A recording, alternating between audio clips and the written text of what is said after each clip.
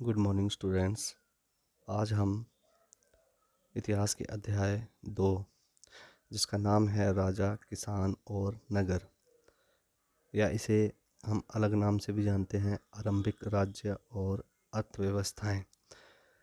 इसकी जो अध्ययन की या इसमें जो अध्ययन किया गया है वो है लगभग 600 ईस्वी पूर्व से 600 ईस्वी तक।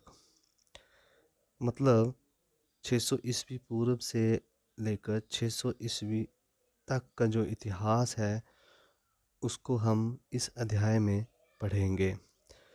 इसका इंग्लिश में नाम है kings, farmers and towns, early state and economics 600 BCE to 600 CE। तो बच्चों इस अध्याय में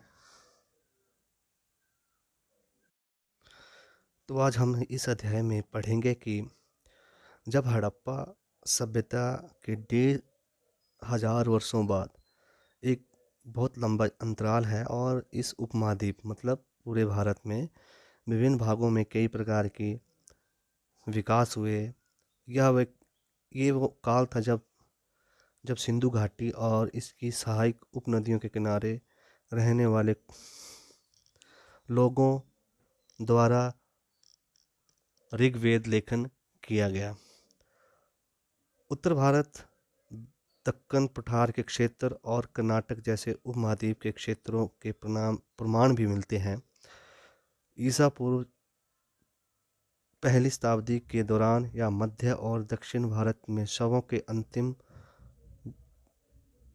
अंतिम संस्कार के नए तरीके भी सामने आए। जैसे हमने पीछे पढ़ा है कि सिंधु घाटी सभ्यता में किस प्रकार शवों का संस्कार किया जाता था, वो आपको पता है, आपने पढ़ा है। कई स्थानों में पाया गया कि शवों के साथ साथ विभिन्न प्रकार के लोहे के बने उपकरण भी और हथियारों को भी दफनाया गया है। ईसा की छठी शताब्दी में ईसा पूर्व की छठी शताब्दी में नए परिवर्तनों के प्रमाण मिलते हैं। मतलब अब सबसे पहले बच्चे आपको इसमें एक वर्ड है वो आपको समझ आना चाहिए, ईसा पूर्व और ईसवी। ईसा पूर्व का मतलब होता है कि भगवान ईसा मसीह के जन्म के पूर्व की घटनाएं जो हैं उसको हम ईसा पूर्व मानते हैं। अब प्रश्न उठता है कि भगवान ईसा का जन्म कब हुआ? तो ऐसा माना जाता है कि भगवान ईसा का जन्म जो है वो पहली शताब्दी में, मतलब फर्स्ट सेंचुरी में हुआ था। मतलब जो ये अंग्रेजी या रोमन कैलेंडर है उसके अनुसार पहले वर्ष में। तो जैसे अभी जो अंग्रेजी कैलेंडर है उसकी जो है 2021वां वर्ष चल रहा है। तो ईसा का जन्म जो है वो हुआ पहली वर्ष में या पहली वर्ष में। तो अब प्रश्न आता है ईसवी। तो ईसवी मतलब भगवान ईसा मसीह के जन्म के बाद का जो इतिहास है वो ईसवी में काउंट किया जाता है। जैसे आप लोगों ने देखे होंगे 1947 ईस्वी, 1857 ईस्वी, 1765 CE। तो इस तरह से ये काउंट किया जाता है। तो इस पूरे अध्याय में हम ये पढ़ेंगे कि ईसा के जन्म से पूर्व, यानी कि ईसा के जन्म के 600 वर्ष पूर्व का इतिहास और ईसा के जन्म के 600 वर्ष बाद के इतिहास को हम इस अध्याय में पढ़ेंगे। तो अब इसमें प्रश्न आता है कि अब इसके बारे में हमें पता कैसे चला? ईसा पूर्व की छठी शताब्दी में एक नए परिवर्तनों के प्रमाण मिलते हैं। शायद इनमें से सबसे ज़्यादा मुखर आरंभिक राज्यों, साम्राज्यों और राजवंशों का विकास है। इसी के साथ साथ लगभग पूरे महाद्वीप में नए नगरों का उदय हुआ। अब ये जो परिवर्तन हुए इनके बारे में हमें कैसे पता लगा? तो मैंने जो आपको फ़ोटो भेजी है, पहली फ़ोटो, उसमें एक पहला पॉइंट है प्रिंसेप और प्रियदर्शी। भारतीय भारतीय अभिलेख विज्ञान में एक नए उल्लेखनीय परिवर्तन 1830 में हुआ था, जब ईस्ट इंडिया कंपनी के एक अधिकारी, ठीक है, 1830 में जो है भारत जो था गुलाम था, और उस समय एक ईस्ट इंडिया कंपनी होती थी, उसका एक जो अधिकारी था जेम्स प्रिंसेप, सॉरी। तो जेम्स प्रिंसेप ने ब्राह्मी और खरोष्टी लिपियों का अर्थ निकाला। अब ये जो ब्राह्मी और खरोष्टी लिपि थी, ये बहुत ही पुरानी लिपियां थी, और इसको जो है 1830 तक जो है अभी तक पढ़ा नहीं गया था। तो ये जो अधिकारी था जेम्स प्रिंसेप, इसने खरोष्टी लिपि और ब्राह्मी लिपि को पढ़ा और उसका अर्थ निकाला, और इन लिपियों का उपयोग आरंभिक अभिलेखों और सिक्कों में किया गया है। ठीक है, तो हम जो ये इतिहास पढ़ते हैं, ये कहानी किताबें या जो भी किताबें हैं, ये प्रमाण के आधार पर लिखे गए हैं।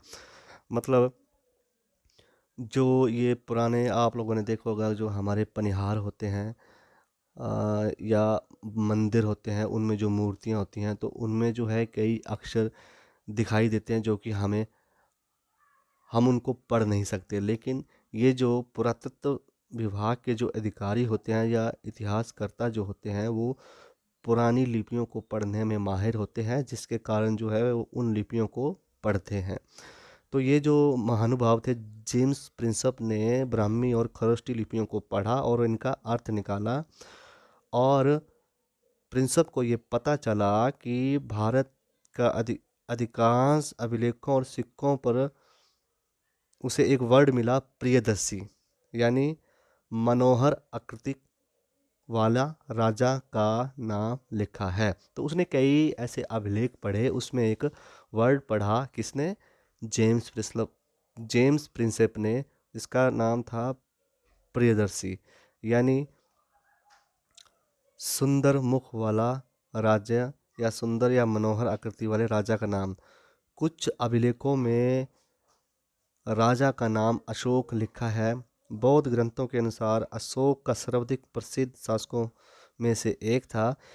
इस शोध को आरंभिक भारत के राजनीतिक अध्ययन को एक नई दिशा मिली, क्योंकि भारतीय और यूरोपीय विद्वानों ने उपमहाद्वीप पर शासन करने वाले प्रमुख राजवंशों की वंशावलियों की पुनर्रचना के लिए विभिन्न भाषाओं में लिखे अभिलेखों और ग्रंथों का उपयोग किया था। परिणाम स्वरूप 20वीं शताब्दी में आरंभिक दशकों तक उपमहाद्वीप के राजनीतिक इतिहास का एक सामान्य चित्र तैयार हो सका। मतलब जब ये जब ये जेम्स प्रिंसेप था, जब इसने खरोष्टी और ब्राह्मी लिपियों को पढ़ा, तो उसे पता लगा कि एक प्रियदर्शी नाम का एक राजा होता था उसे, और बौद्ध ग्रंथों में भी उसका नाम मिला है। तो इस तरह से जो है ये प्रिंसेप ने प्रिंसेप और प्रियदर्शी पॉइंट हमारा क्लियर होता है। तो बच्चों, इस अध्याय का जो दूसरा पॉइंट है वो है प्राचीन भारतीय इतिहास 600 ईस्वी पूर्व से 600 ईस्वी पूर्व के स्रोत। मतलब ये जो सारा इतिहास है, इसके बारे में हमें जानकारी कहाँ से मिलती है, उसके स्रोत क्या हैं, ठीक है, तो उसको हम पढ़ेंगे।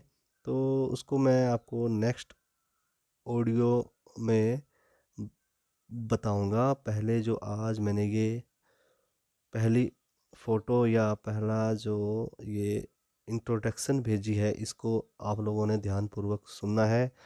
अगर किसी को लगता है कि ये नोट करना चाहिए तो नोट कीजिए अपनी बुक में, ठीक है। और ये जो मैं आपको लिख के मटेरियल दे रहा हूँ, ये लगभग 3 या 4 किताबों का मिश्रण है, और इस तरह का आपको मिश्रण कहीं नहीं मिल सकता। तो ये आपकी इच्छा पर निर्भर है या डिपेंड है कि आप लोग इसे आप अपनी नोटबुक में नोट करें या ना करें। धन्यवाद।